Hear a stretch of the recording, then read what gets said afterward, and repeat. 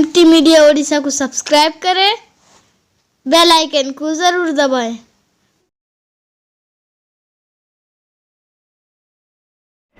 बात चलते चलते नमाज का वक्त हो गया, मगरिब का वक्त हुआ, तो उस दिन हारून रशीद ने इमाम यजीदी से कहा कि आप नमाज पढ़ाएं।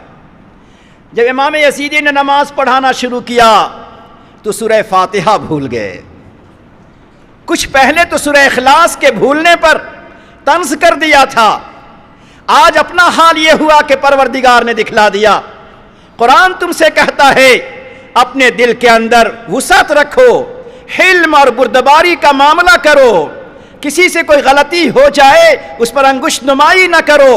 एक चहार दीवारी में रहते हुए, पढ़ते पढ़ाते हुए, दीन की खिदमत करते हुए, कुरान की तिलावत करते हुए, कुरान की तालीम देते हुए अगर किसी से कोई गलती हो जाती है तुम उसके ऊपर कभी उंगली ना उठाओ। अगर तुमने उस पर उंगली उठाए एक वक्त आएगा तुमसे लग़्ज़िश कराई जाएगी और तेरा नाम भी खराब हो जाएगा। इसलिए बहुत डरने की बात है कि जिस पाक परवरदिगार ने अपने नूरानी कलाम की खिदमत का मौका दिया है, जिस पाक परवरदिगार ने तजल्लियात पर मुश्तमिल आयतों की खिदमत का मौका दिया है, वो कुरानी आयात जिन सिफात का हमसे मुतालबा करती हैं, जिन कमालात का हमसे मुतालबा करती हैं, जिन अहवाल का हमसे मुतालबा करती हैं, कम से कम कुरान पढ़ने पढ़ाने वाले उलमाए किराम और आवाम हर एक का तकाजा ये है अपने ज़िंदगी को उसी सांचे में हमें ढालना चाहिए। और ये कुरान करीम का नूर इंसान को मिलता है, और जब दिलों में नूर उतरता है, दिल जगमगाता है, फिर इंसान की रात आबाद होती है, इंसान की सुबह आबाद होती है, इंसान की दुआएं अर्श तक पहुंचती हैं जब इंसान का दिल नूर इलाही से जगमगाता है। और नूर इलाही को पाने का बड़ा ज़रिया अल्लाह ने कुरान करीम को बनाया है। इसी बुनियाद पर इमाम बलखी रहमतुल्लाह अलैह ने फरमाया कि अगर किसी इंसान को महसूस हो जाए कि हमारे क़ल्ब में, हमारे दिल में रिक्कत के बजाय, नरमी के बजाय हमारे दिल में कसावत आ चुकी है, हमारी आँखें नम होने के बजाय, हमारी आँखें तर होने के बजाय हमारी आँखें हमेशा सूखी रहती हैं, हमारी नमाज हमेशा खुश्क रहती है, खुशू खुजू के बग़ैर होती है, हमारे दिल में हमेशा दुनिया के ख़यालात आते रहते हैं, हमारे दिलों में हमेशा दुनिया की ख्वाहिशात, गुनाहों के जज्बात उभरते रहते हैं। अगर किसी इंसान को अपने क़ल्ब के बारे में ये महसूस हो जाए कि रिक्कत के बजाय कसावत है, आँखों में नरमी के बजाय, आँखों में आंसू के बजाय खुश्की है, दिल में अच्छे ख़यालात के बजाय गुनाहों की ख्वाहिशात हैं, गंदे वसाविस पैदा होते हैं, तो फरमाया उसका बड़ा इलाज ये है कि आप अदब एहतराम के साथ कुरान करीम की तिलावत तदब्बुर के साथ करें। हर आयत को पढ़ते हुए ख्याल करें मेरा अल्लाह मुझसे हम कलाम है और मेरा अल्लाह मुझसे कहता है ऐ मेरे बंदे इस आयत के नूर को अपने सीने में उतार लो। इस जज्बे से अगर कोई कुरान की तिलावत करेगा अल्लाह सख्ती को दूर करके उसमें नरमी पैदा कर देंगे। पहली चीज़ तिलावत कुरान को बताया मुर्दा दिल को ज़िंदा करने के लिए, और दूसरी बात बताई सोहबत सालिहीन के सालिहीन की सोहबत। और मैं बड़े फ़ख्र के साथ और बड़ी खुशी के साथ कहता हूँ कि आप खुशनसीब हैं कि अल्लाह रब्बुल इज़्ज़त ने, परवरदिगार ने आपको ये मौका अता फ़रमाया है। बड़े भी हैं और बड़ों के राह पे चलने वाले भी हैं। अल्लाह ने ये मौका आपको दिया है कि सालिहीन की सोहबतों से इंसान के दिल की दुनिया बदलती है। तीसरे नंबर पे फरमाया अगर दिल की दुनिया को बदलना हो और अपने दिल को तजल्लियात के काबिल बनाना हो तो रातों को उठकर कुछ अल्लाह से फरियाद कर लिया करो। आखिरी पहर में उठकर अपने अल्लाह के सामने हाथ फैला दिया करो। और अल्लाह की शान बेनियाजी ये है कि अगर आप किसी उज़्र की वजह से वज़ू न कर सके, आप किसी परेशानी की वजह से तहज्जुद न पढ़ सके, बिस्तर पे पड़े पड़े भी अल्लाह के सामने अगर हाथ उठाएंगे और हाथ भी ना उठाया دل ہی دل میں اگر اللہ سے اس وقت راز و نیاز کے طور پہ بات کرتے رہے، اے اللہ کائنات میں سب سے بڑا گنہگار خطا کار بستر پہ پڑا ہوا تجھ سے معافی کا خواستگار ہے، دل کی آبادی کا خواستگار ہے، بندہ اگر سوتے سوتے لیٹے لیٹے بھی صبح کے وقت میں مانگے گا اللہ اس کے دل کو زندہ فرما دیں گے۔ تو دلوں کو زندہ کرنا چاہیے۔ تو انسان اگر اپنے دلوں کو زندہ کرنا چاہے، اس طرح دل انسان کا زندہ ہوتا ہے اور اللہ کی تجلیات اترتی ہیں۔ لیکن اگر انسان اپنی زبان کو محفوظ نہیں رکھتا، یا تو غیبت کے ذریعے محفوظ نہیں رکھتا، یا انسان اپنی زبان کو حرام لقمے کے ذریعے محفوظ نہیں رکھتا، یا انسان اپنی زبان کو مشتبہ اور شبہ والے لقمے سے محفوظ نہیں رکھتا۔ آج ہم کہیں بھی جاتے ہیں، کس جگہ جاتے ہیں، نہ معلوم کیا کیا کھاتے اور پیتے ہیں۔ مشتبہ لقمے سے اگر اپنے آپ کو نہیں بچاتا، اللہ کا نور حاصل نہیں ہو سکتا، ہمارے دل میں نور الہی نہیں آ سکتا۔ ابراہیم ادہم رحمۃ اللہ علیہ کے بارے میں تذکرۃ الاولیاء میں ایک عجیب سی بات لکھی ہے۔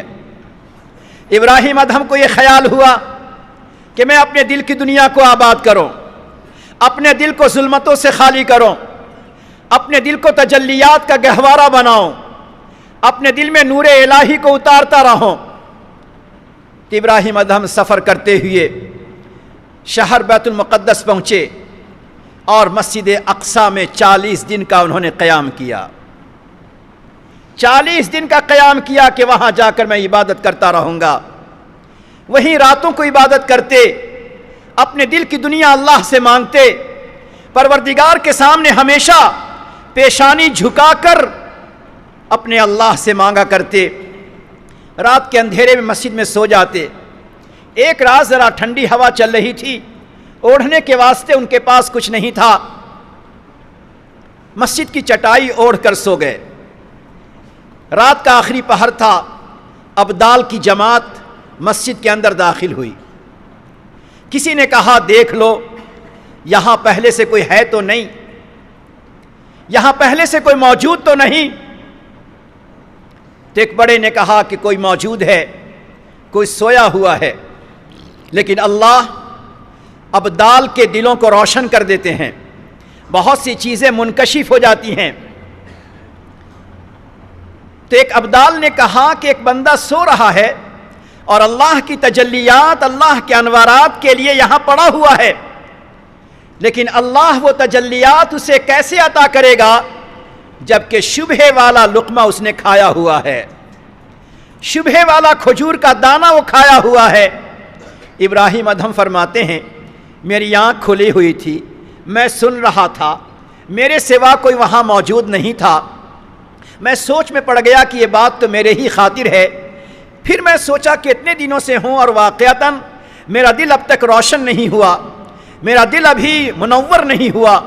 میں نے خیال کیا کہ یہاں آنے سے پہلے میں مارکیٹ گیا تھا، کھجور میں نے خریدی تھی، کھجور خریدنے کے بعد ترازو سے اپنے تھیلے میں جب میں کھجور کو رکھ رہا تھا تو مجھے ایک کھجور کا دانہ زمین پہ پڑا ہوا نظر آیا۔ میں نے خیال کیا کہ شاید خریدے ہوئے میں سے کوئی گر گیا ہوگا، میں نے وہی کھجور کا دانہ اپنے تھیلے میں رکھ لیا، اسی کو کھاتا رہا۔ وہ شبہ والا کھجور کا دانہ جو میں نے کھایا، اللہ کے دربار میں پڑا رہا، مگر شبہ کے دانے کی وجہ سے میں تجلی سے محروم رہا۔ آج اگر ہم چاہتے ہیں کہ ہمارا دل قرآن کریم کی خدمتوں سے روشن رہے، قرآن کی تلاوت سے روشن رہے، دین کی خدمت سے روشن رہے، اللہ کے نام سے روشن رہے، ذکر الہی سے روشن رہے، تو میرے دوستو اس زبان کو حرام لقمے سے، اس زبان کو شبہ والے لقمے سے ہمیں اپنے آپ کو بچانا پڑے گا، حرام باتوں سے اپنے آپ کو بچانا پڑے گا، حرام فکروں سے اپنے آپ کو بچانا پڑے گا۔ ابراہیم ادہم کہتے ہیں میں وہاں سے صبح ہوئی، میں نکلا، بازار گیا، بازار جا کر میں نے اس دکاندار سے معافی چاہی اور میں نے کہا میں نے کھجور کا ایک دانہ آپ کا زائد لے لیا تھا، آپ مجھے اللہ واسطے معاف کر دو۔ وہ خوش ہوا، اس نے مجھے معاف کیا۔ ابراہیم ادہم کہتے ہیں میرے اوپر کسی کا کوئی مال حرام نہ تھا، جیسے ہی میں خدا کے دربار میں آیا، سجدہ کیا، ہاتھ اٹھایا، معافی چاہے، ایسا لگا میرا دل روشن ہو گیا، جگمگانے لگا۔ اگر ہم اور آپ چاہتے ہیں کہ اس مختصر سی زندگی میں ہمارا دل اللہ کے نور سے، کلام الہی کے تجلی سے ہمارا دل روشن رہے، جگمگاتا رہے، تو اپنی زبان کو بچائیے، اپنی آنکھوں کو بچائیے، اپنے دل کو بچائیے، اپنی فکروں کو بچائیے، بدگمانی سے اپنے آپ کو بچائیے۔ سب سے بہتر صورت یہ ہے اپنے آپ پہ نظر رکھیے، اپنے آپ پہ نظر رکھیے، کسی اور پہ نظر ہی نہ ڈالیے۔ جنید بغدادی رحمۃ اللہ علیہ کے بارے میں لکھا ہے، ایک جوان انسان ان کے سامنے آیا۔ آج سب سے بڑا مسئلہ یہ ہے کہ ہم اپنے آپ کی فکر نہیں کرتے، اپنے آپ پہ نظر نہیں رکھتے۔ پڑوسی کیا کر رہا ہے، ہمارا ہم سفر کیا کر رہا ہے، ہمارا رفیق کار کیا کر رہا ہے، اس پہ ہماری نظر ہوتی ہے اور اپنے آپ پہ نظر نہیں ہوتی۔ جنید بغدادی رحمۃ اللہ علیہ فرماتے ہیں کہ میرے دروازے پر ایک جوان سائل آیا، دیکھنے میں بڑا ہٹا کٹا مضبوط توانا تھا۔ میرے دل میں اس کے بارے میں بدگمانی آ گئی، میرے دل میں بدگمانی آ گئی۔ آج ذرا خدا کے گھر میں قرآن کریم کی نسبت پر ذرا ہم میں سے ہر کوئی، میں اپنے آپ سے بھی کہتا ہوں، اپنے رفقائے کار سے بھی کہتا ہوں کہ ہر کوئی ذرا اپنے دل پہ نگاہ ڈالے۔ کیا ہمارے دل میں بدگمانی نہیں آتی؟ کیا کسی کی تحقیر نہیں آتی؟ کیا کسی کے بارے میں حقارت نہیں آتی؟ کیا کسی کے عمل کو دیکھ کر میرے ذہن میں کچھ غلط خیال پیدا نہیں ہوتا؟ اگر یہ ہوتا ہے تو پھر ہمیں اس کی فکر تو کرنی چاہیے۔ جنید بغدادی رحمۃ اللہ علیہ فرماتے میرے دل میں خیال آ گیا، میں رات میں سویا، اللہ انہیں ولایت دینا چاہتے تھے تو اللہ نے اصلاح کا راستہ دیا۔ کہتے رات میں سویا تو میں نے دیکھا کہ ایک انسان میرے پاس آیا، خنچا لے کر آیا اور خنچا ڈھکا ہوا تھا، مجھے اس نے پیش کیا کہ آپ کی خدمت میں ہے۔ جب میں نے اسے کھولا تو میں نے دیکھا کہ اس میں چھوٹا سا مردار پڑا ہوا ہے، چھوٹا سا مردہ پڑا ہوا ہے۔ کیا تھا یہ؟ زبان سے ایک حقارت کے الفاظ نکلے تھے، گویا وہ حقارت والے الفاظ، وہ تحقیر والے الفاظ، وہ جملہ جو حقارت والا تھا گویا مردے کی شکل میں دکھلایا گیا۔ جنید بغدادی کہتے ہیں میں ناراض ہوا تو اس بندے نے کہا اچھا اس مردہ کو کھانے سے آپ کو شرم آتی ہے، اس مردہ کو لیتے ہوئے شرم آتی ہے، مگر اپنی زبان سے جو بات کہہ رہے تھے، وہ جو حرام بات کہہ رہے تھے، اس سے آپ کو شرم نہیں آئی؟ جب وہ بات اس نے کہی تو میں گھبرا کر کھڑا ہو گیا، میری آنکھ کھل گئی، صبح ہوئی، بے چین رہا، بے قرار رہا۔ میں گھر سے باہر نہر کی طرف نکلا، میں نے دیکھا وہی جوان کنارے بیٹھا ہوا ہے۔ مجھے بےتاب دیکھ کر وہ جوان مجھ سے کہتا ہے اے جنید، کل جو تم نے گناہ کیا تھا کیا تم نے اس گناہ سے توبہ کر لیا؟ جنید کہتے ہیں دیکھنے میں سائل ہے، دیکھنے میں فقیر ہے، مگر حقیقت میں وہ درویش دل تھا، جس کا دل اللہ کی محبت سے بھرا تھا، جس کا دل اللہ کے نور سے ایسا روشن تھا کہ اس پر الہام ہو گیا، اس پر منکشف ہو گیا۔ وہ مجھے کہتا ہے جنید کیا تم نے اپنے گناہوں سے توبہ کر لیا؟ جنید کہتے ہیں اس دن مجھے سمجھ میں آیا، دیکھنے میں سیدھا سادہ انسان ہے مگر اللہ کا کتنا مقرب ہے۔ میں نے کہا ہاں، میں نے آج کی صبح تہجد میں اٹھ کر اپنے اللہ سے توبہ تو کر لیا، لیکن دل میرا بےتاب بے قرار رہا، نہ تلاوت میں جی لگا، نہ ذکر میں طبیعت لگی۔ میں بےتاب ہو کر اپنی مصلے کو چھوڑ کر میں نہر کے کنارے چلا آیا۔ اس بندے نے کہا جنید اطمینان رکھو، اللہ کی شان یہ ہے کہ بندہ اگر سچے دل سے توبہ کر لیتا ہے تو اللہ اس کے توبہ کو قبول کرتے ہیں۔ تم نے سچے دل سے توبہ کر لیا ہے، اللہ تیرے دلوں کو پاک اور صاف کر دے گا۔ میں عرض کرنا چاہتا ہوں کہ پاک پروردگار نے ہمیں اور آپ کو جس پاکیزہ ماحول میں رکھا ہوا ہے، جس پاکیزہ در و دیوار میں اللہ نے ہمیں آپ کو رکھا ہے، جس اللہ نے ہمیں دعوت و تبلیغ سے جوڑا ہوا ہے، جس اللہ نے ہمیں علماء کرام سے جوڑا ہوا ہے، اللہ ایسے پاکیزہ ماحول کے باوجود، اتنا زمانہ گزر جانے کے باوجود، مدرسوں کے اندر زندگی گزر جانے کے باوجود، اگر ہماری آنکھیں محفوظ نہ ہو، اگر ہماری زبان محفوظ نہ ہو، اگر ہمارے کان محفوظ نہ ہو، اگر ہمارا دل و دماغ محفوظ نہ ہو، اگر ہمارا ذہن محفوظ نہ ہو، تو بتائیں اب وہ کون سا زمانہ آئے گا، اب کون سا وقت آئے گا کہ ہمارا دل، ہمارا دماغ، ہماری آنکھیں، ہمارا بدن ان چیزوں سے محفوظ ہوگا۔ الم یعنی للذین آمنوا ان تخشع قلوبہم لذکر اللہ، اے ایمان والو، اے اہل علم، اے ایمان والو، کیا اب بھی یہ وقت نہیں آیا کہ تمہارا دل اللہ کے سامنے نرم پڑ جائے؟ میرے دوستو، اگر ہم اور آپ چاہتے ہیں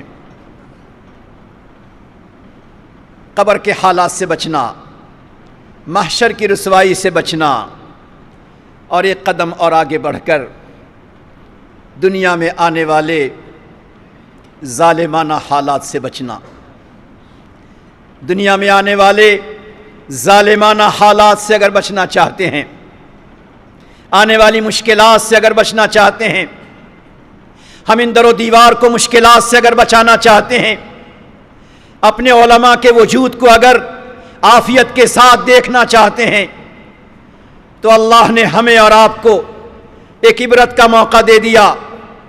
اللہ نے ہمیں آپ کو ایک عبرت کا موقع دے دیا ہے، اور عبرت کا موقع ہمارے سامنے سے گزر چکا، جس میں بڑے بڑے علماء، بڑے بڑے صلحاء، بڑے بڑے نیک انسان، مخیر حضرات، اللہ کے چہیتے، اللہ کے پیارے بندے اچانک اٹھا لیے گئے۔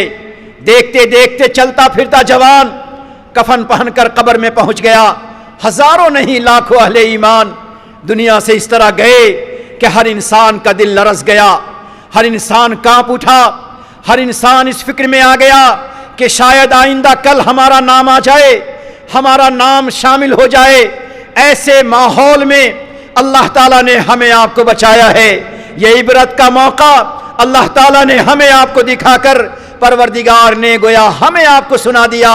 الم یعن للذین آمنوا ان تخشع قلوبہم لذکر اللہ، اے میرے بندے، کیا اب بھی یہ وقت نہیں آیا، کیا اب بھی یہ زمانہ نہیں آیا، کیا اب بھی یہ ماحول نہیں آیا کہ تمہارا دل ہماری محبت کے لیے، ہماری اطاعت کے لیے، ہماری تجلی کے لیے، ہماری رضا کے لیے تمہارا دل نرم پڑ جائے، تمہارا ظاہر پاکیزہ ہو جائے، تمہارا باطن بھی پاکیزہ ہو جائے؟ کیا اب بھی یہ وقت نہیں آیا؟ اللہ رب العزت جب مہلت دیتے ہیں اور انسان اس مہلت سے فائدہ نہیں اٹھاتا، موقع دیتے ہیں، انسان اس موقع سے فائدہ نہیں اٹھاتا۔ علامہ ذہبی رحمۃ اللہ علیہ فرماتے ہیں، ان کی کتاب ہے بڑی اہم جس کا نام الکبائر ہے۔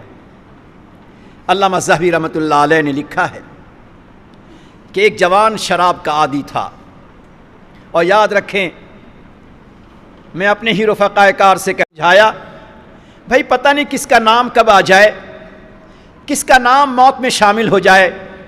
تم دیکھ رہے ہو کیسے کیسے لوگ دنیا سے جا رہے ہیں، اب تو ذرا توبہ کر لو، اب تو اپنی اصلاح کر لو، اب تو اپنے ظاہر و باطن کو سنوار لو۔ وہ جوان نہیں سنتا تھا۔ علامہ ذہبی فرماتے ہیں، چند دنوں کے بعد اس جوان کا بھی نام مرنے والوں میں آ گیا۔ جب بستر پہ پڑا، آخری وقت آیا، گھر کے لوگوں نے کلمہ پڑھانا چاہا، اس نے کہا میں کلمہ پڑھنے کی طاقت نہیں ہے۔ دوست آئے، احباب آئے، کہا کلمہ پڑھ لو، کہا میں کلمہ نہیں پڑھ سکتا۔ ساتھی آئے، کہا کلمہ پڑھ لو، کہنے لگا کلمہ پڑھنے کو کیا کہتے ہو، چلو ہمارے ساتھ شراب پینے کو چلو۔ علامہ ذہبی کہتے ہیں، پاک پروردگار نے اس اخیر وقت میں جس گناہ کا چسکا لگا ہوا تھا، اس گناہ کی نحوست اس اخیر وقت میں ظاہر ہوتی ہے۔ لوگ کلمہ پڑھانا چاہتے ہیں، مگر کلمہ پڑھنے کے بجائے، کلمہ پڑھنے کی بجائے وہ کہتا ہے چلو چلو شراب کا ایک دور اور چل جائے۔ اللہ اکبر! اگر شراب کی نحوست ظاہر ہو رہی ہے تو کہیں ایسا نہ ہو ہماری آنکھوں کی بدنگاہی اس کا نتیجہ ظاہر ہو جائے، کہیں ہمارے باطن کے گناہ اس کا نتیجہ ظاہر ہو جائے۔ آخری بات میں آپ کو سناتا ہوں، اس لیے میرے دوستو، جس اللہ نے ہمیں قرآن کریم عطا فرمایا ہے اس قرآن کریم کو عظمت سے لیجئے، اس کی تلاوت کو اللہ کے کمالات اور اللہ کے صفات جو بندوں کے مناسب حال اسے اپنے اندر پانے کی نیت سے تلاوت کیجئے، انوارات الہی کو لینے کی نیت سے تلاوت کیجئے، اور اللہ سے یہ تمنا بنائیے کہ اللہ جن گناہوں سے آپ نے روکا ہے اللہ ان گناہوں سے ہمیں بچائیے۔ تلاوت کی برکت سے انسان ان گناہوں سے بچے گا۔ 8ویں صدی کے ایک بزرگ ہیں جن کی ایک کتاب الروض الفائق ہے، اس روض الفائق میں انہوں نے ایک عجیب بات لکھی ہے کہ عبداللہ مؤذن نام کے ایک بزرگ تھے ان کے زمانے میں، وہ عمرے کے واسطے گئے تو عبداللہ مؤذن طواف کر رہے تھے۔ طواف کرتے ایک بندے کو دیکھا کہ 7 چکر میں وہ ایک ہی دعا کرتا ہے، 7 چکر میں وہ ایک ہی دعا کرتا ہے، اے اللہ مجھے حسن خاتمہ عطا کرنا، اے اللہ اخیر وقتوں میں سوء خاتمہ سے بچانا، بغیر کلمے کی موت سے بچانا، اے اللہ مرتد ہونے کی موت سے بچانا۔ 7 شوط میں وہ بندہ یہی دعا کرتا رہا۔ تو عبداللہ مؤذن کہتے ہیں کہ میں اس کے قریب گیا اور میں نے اس سے پوچھا، اللہ کا بندہ یہ 7 طواف میں تو بہت سی دعا کرنی چاہیے، تو ایک ہی دعا میں کیوں اٹکا ہوا ہے، کیوں لگا ہوا ہے؟ تو اس نے کہا میرے قریب آؤ، اور پھر اس کے بعد اس نے کہا کہ میرے خاندان میں، بڑے ڈرنے کی بات ہے، میں اپنی ہی طرح اپنے جوان بچوں سے کہنا چاہتا ہوں کہ میرے ہی خاندان میں ایک شخص تھے جو 30 سالوں سے آذان دیا کرتے تھے، 30 سالوں سے آذان دیتے تھے اور بلا معاوضہ آذان دیتے تھے، مگر ان کی کچھ گناہ تھے، ان کے گناہ بد نظری بد نگاہی تھی، نماز کے باوجود آذان کے باوجود وہ آنکھوں کے گناہ سے نہیں بچتے تھے۔ نتیجہ یہ ہوا کہ جب ان کے موت کا وقت قریب آیا ہم تمام لوگ ان کے قریب پہنچ گئے، بڑی دیر تک وہ خاموش بے تاب رہا، اچانک اس نے کہا قرآن لاؤ۔ ہمیں خوشی ہوئی کہ شاید قرآن کی برکت حاصل کرنا چاہتے ہیں، اپنے سینے پر گویا قرآن کو رکھنا چاہتے ہوں گے، تو بڑی محبت سے ہم نے قرآن ان کو دیا، ہم تمام کا کلیجہ پھٹ گیا۔ جب قرآن اس نے اپنے ہاتھوں میں لیا تو وہ بندہ کہنے لگا گواہ رہنا میں قرآن کا انکار کرتا ہوں، میں قرآن کا انکار کرتا ہوں، رہنا میں اس قرآن کو ہی مانتا، میں اس قرآن کا انکار کرتا ہوں، یہی کہتا کہتا دنیا سے وہ چلا گیا۔ مجھے اپنے محلے اپنے خاندان کہ اس جوان کی موت کو سوچ کر میں نے یہ سوچا کہ کعبے کے سائے میں رہتے ہوئے سب سے بڑی سب سے اہم دعا اگر ہو سکتی ہے تو یہی دعا کہ اے میرے پروردگار، اے میرے اللہ، آپ مجھے حسن خاتمہ عطا کرنا۔ اگر ہم سے گناہ ہو جائے، خطا ہو جائے، حسد ہو جائے، کینہ ہو جائے، کپٹ ہو جائے، عجب آ جائے، کبر آ جائے، اے اللہ بڑائی آ جائے، پروردگار ہمارے گناہوں کو معاف فرما کر سوئے خاتمہ سے ہمیں بچانا۔ اس لیے میرے دوستو، میرے جوانوں، جس پاک پروردگار نے ہمیں اور آپ کو اپنے فضل و کرم سے قرآن جیسی دولت اللہ نے عطا فرمائی ہے، قرآن کو پڑھتے ہوئے، قرآن کے حکم کو سمجھتے ہوئے، قرآن کے معانی کو جانتے ہوئے، قرآن کے تقاضے کو جانتے ہوئے، اس ماحول میں رہتے ہوئے اگر ہم انہی قرآنی احکام کے خلاف اگر ہم نے کیا تو خطرہ ہے پوری زندگی ہماری گزر جائے اور موت کے وقت اللہ کو ہماری زبان سے کلمہ کا پڑھنا پسند نہ آئے۔ اللہ اللہ، اس لیے ضرورت ہے اپنے ظاہر کو ہم پاک کریں، اپنے باطن کو پاک کریں، قرآن کریم کو اپنے سینے سے لگائیں۔ بس آخری بات میں سنانا چاہتا ہوں، تمام احباب اس طرح سے بیٹھیں جیسے نماز کی حالت میں بیٹھتے ہیں۔ حضرت سفیان ابن عیینہ رحمۃ اللہ علیہ، سفیان ابن عیینہ رحمۃ اللہ علیہ بہت بڑے محدث ہیں، دن کے اندر درس حدیث ہے، رات میں اللہ کے سامنے آہو فغاں ہے، پروردگار کے سامنے آہو کرب ہے۔ یہ ہمارے محدثین जिन्होंने हदीस पढ़ाई है, आज उन्हीं के नक्शे कदम पर हम कुरान पढ़ाते हैं, आज उन्हीं के नक्शे कदम पर अपने बच्चों को मदरसे में भेजते हैं। इमाम औज़ाई रहमतुल्लाहि अलैह, सुबह के वक्तों में उनके घर पे काम वाली आई, मुसल्ले को उठाया और इमाम औज़ाई की बीवी से कहा, सुनो आज इस मुसल्ले को ज़रा पाक कर लेना, ऐसा लगता है कि इस मुसल्ले पर बिल्ली ने पेशाब कर दिया है। बीवी ने कहा क्या बात? इमाम औज़ाई दरसे हदीस के लिए चले गए, दरसे तफसीर के लिए चले गए, और बीवी ने कहा क्या बात? उसने कहा भीगा हुआ है। इमाम औज़ाई की बीवी ने कहा आज मेरे शौहर का राज खुल गया, आज मेरे शौहर का राज खुल गया। मेरा शौहर दिन में मुदर्रिस है, मेरा शौहर कुरान और हदीस का मुदर्रिस है दिन में, और मेरा शौहर जब रात के सन्नाटे में उठता है, मुसल्ला बिछाता है, सजदे में जाता है, तो उसे ऐसा लगता है कि आसमान के नीचे हमसे कोई बड़ा गुनहगार नहीं। ये सोचकर वो इतना रोता है कि सजदे की जगह भीग जाती है। अगर वीडियो अच्छी लगी तो लाइक करें और तमाम दोस्तों को शेयर करें।